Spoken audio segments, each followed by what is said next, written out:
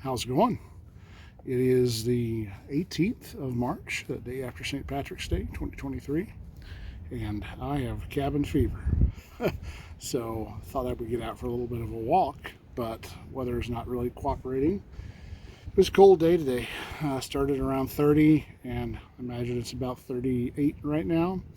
Maybe a little warmer than that, but not by much. The wind is howling, like 30-mile-an-hour gusts, and really didn't have much of a purpose in mind beyond getting out of the house. And I've been experimenting with a smaller pack for roving, just to have a little tea kettle set up and something to do. So I found an out-of-the-way spot. You can see this. I've basically followed a little local creek, and then got to a creek where I have a little bit of a windbreak here, a little cut bank here, and then some gravelly edge. A refuge from the wind, as well as a safe place to build a fire. So I thought I'd go over my little pack and maybe brew a cup of tea here. So let's give it a go. Wind is howling quite a bit, but that's all right.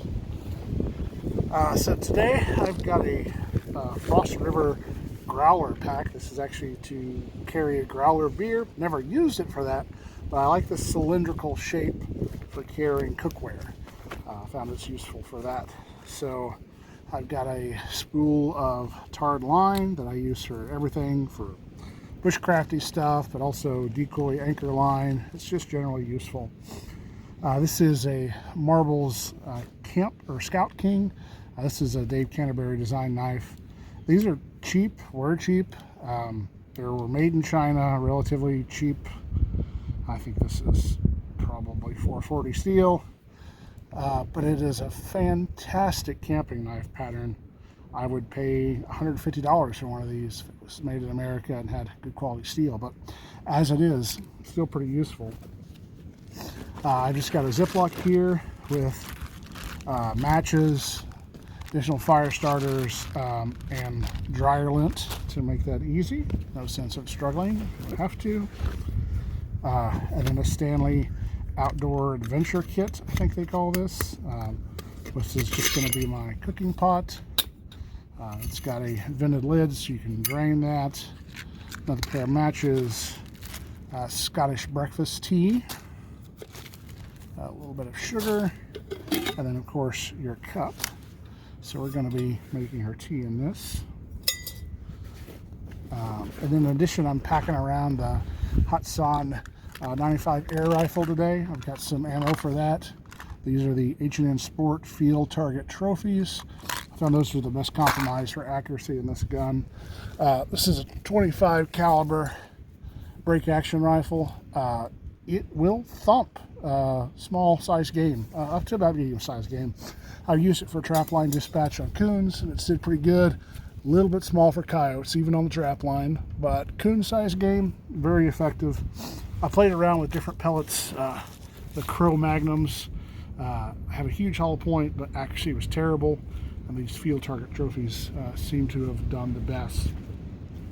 In addition, I've got a collapsible rubber water bottle tied off to it. We're going to use that for our actual tea making source, instead of collecting from this creek, which has probably got dead cows littering it here and there. So I'm just going to make myself a little bit of a depression, ensure that I'm in dirt, not actually trying to set fire to the landscape here. And this is mostly gravel bed.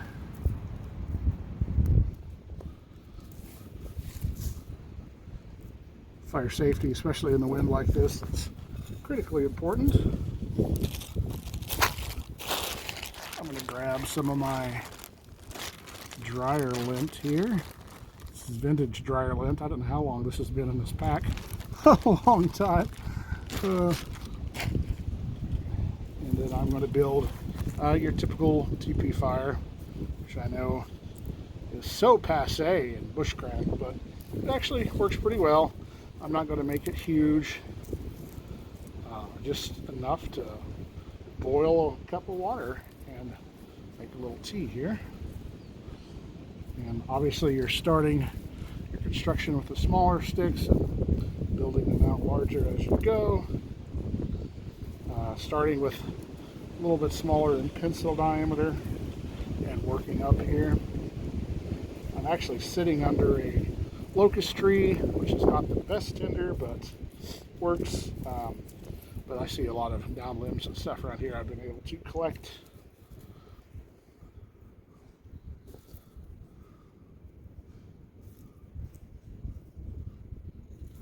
I could be all fancy and do a feather stick and pretend like this is difficult, but it's not, because I didn't want it to be, right? I packed the appropriate gear. I'm a half to 3/4 mile from the house, so this is just a little bit of a lazy jaunt right before it turns spring to see if I can't find something interesting outside. I've been attempting to find whitetail sheds, and that just hasn't happened so far. I've been out a couple times with no luck. I did see today on one of the slopes of the hills that I was descending down that some of the ephemeral spring flowers are popping out, which is one of my favorite things to see. I know in Kansas, particularly in around Jefferson County, you used to just see entire hillsides cascading with Dutchman's breeches and stuff like that, and just love to see that. Not as much here because this terrain is not as conducive to that. This is northern cross timber, so it's more like dead prairie grass right now. But in certain spots, you can find those, and that's just like the promise that spring is coming, you know. So I'm always excited for that. Okay, so we've got a little bit of a teepee built here. Just pan you back down, and we've got our stash of dryer lint in there. I'm actually going to poke just a little bit more in.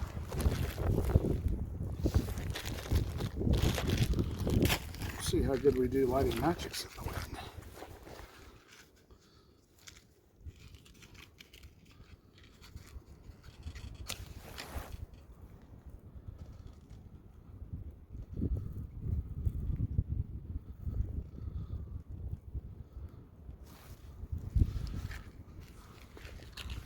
Seems to have worked.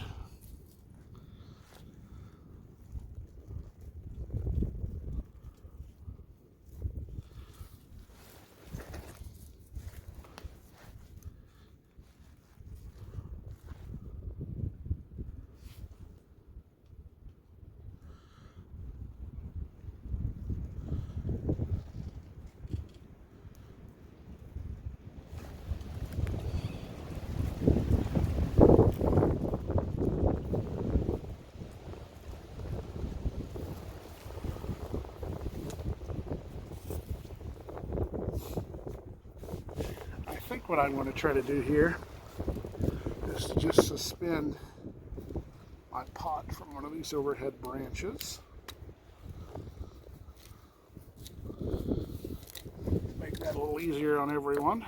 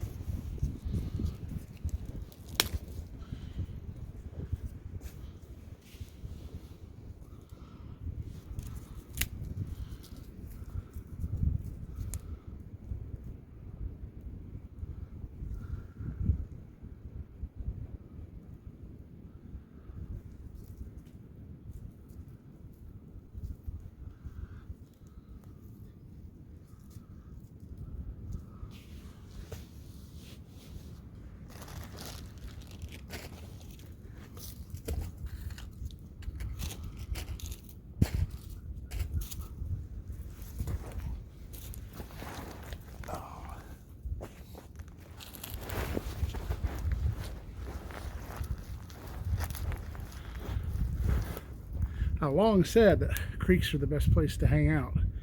I don't think this is any different here. This is a hard spot to find windbreak. This little creek meanders, but it's never very wide. And where it is wide, it's filled with water right now because we've had quite a bit of late winter rain, surprisingly. So hopefully this summer is not as dry as it has been. It's been pretty rough the past couple of years. So looking forward to some morel mushrooms and crappie fishing and turkey this spring. And a good garden for once. We planted a deer food plot back in September 2022, and it was so dry it just didn't spring for months. But I was up there last weekend and then walked by it today, and it's doing really good. We've got red clover, white clover, chicory, and then I put some more ladino clover seed on it last weekend. So beautiful and green now. The deer cropped it really close, and maybe at some point looking forward to putting a permanent blind up there, maybe even like a little cabin. So that'd be cool. It's been a lot of cold weather and working inside in the office, so doing something like this is pretty refreshing.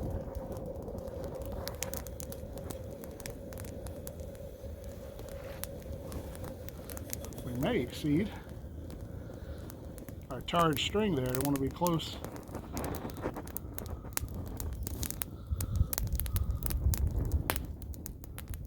Don't necessarily want to burn that tarred string and drop the whole thing into the fire.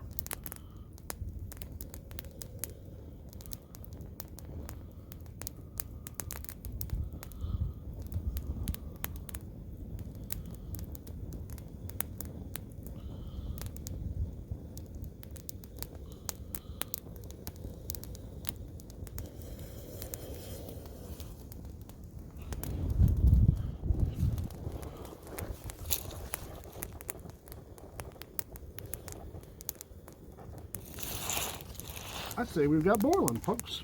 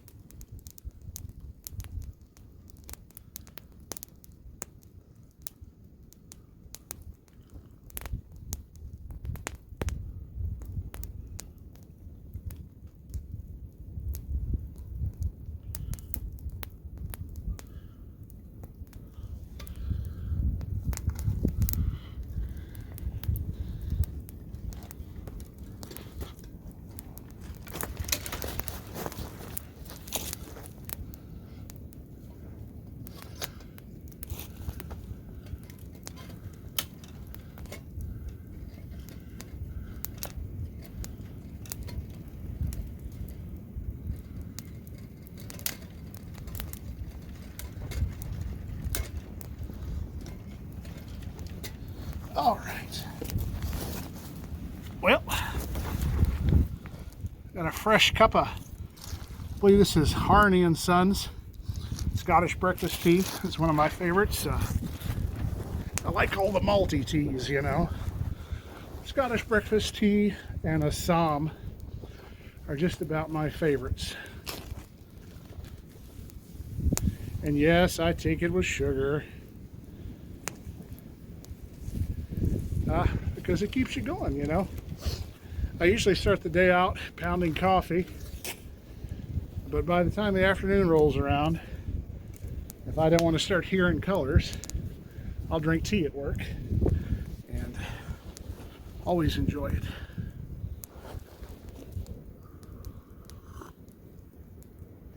Not too shabby.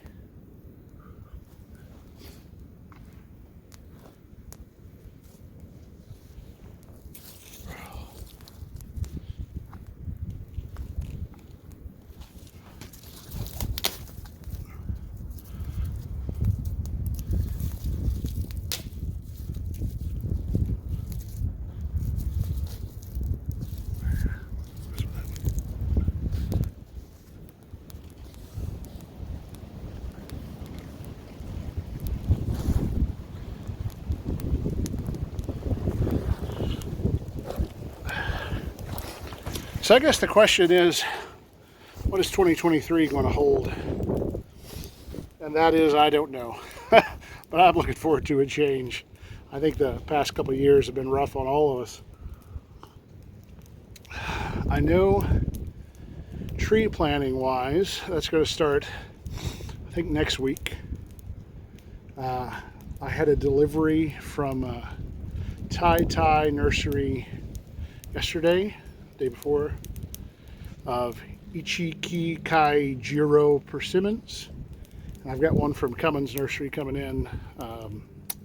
King David apple, pink pearl apple, Galerina apple. I want to say something like Sundance, and then one plum tree that escapes me. But looking forward to that. I've been trying to pattern some turkeys with the trail cameras, and I've had 2 gobblers on the camera, a Jake and a Tom. That doesn't start for another month, but really eager to try out the Thompson Center New Englander, the muzzleloading shotgun, and try to get my first bird with a muzzleloader that way. You've seen before, the other videos have been fiddling with the small game. Those seasons are pretty much over, but turkey is always really special. Turkey numbers across the U.S. have declined substantially in the past couple of years, and I've seen that locally here. Our bird numbers have gone way down, but seeing a few changes that were made. So in Oklahoma, historically, we're able to use rifles during the fall season, and they've changed that, and there's some counties that don't have a fall season at all now, which I personally would rather just see a 1 tom bag limit across the state for each individual person, and let them choose which season to pursue the birds in, because I like hunting them in the fall as well. And I've really wanted to take one with the 22 Hornet, and haven't got a chance to do that, but not in the cards this year. Probably not for a couple of years. But I do like eating wild turkey. One of my favorites. I've used the Alton Brown brine recipe, and then we've roasted them, smoked them. Delicious. I prefer them smoked.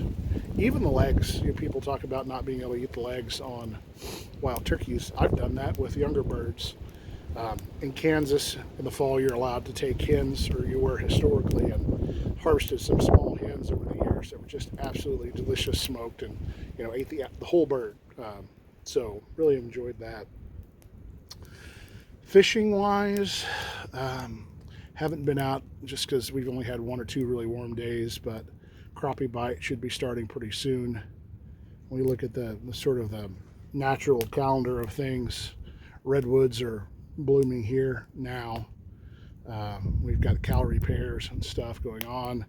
So typically when the dogwoods bloom, that's the sign that both crappie bite is going to be on, and morel mushrooms will start popping up.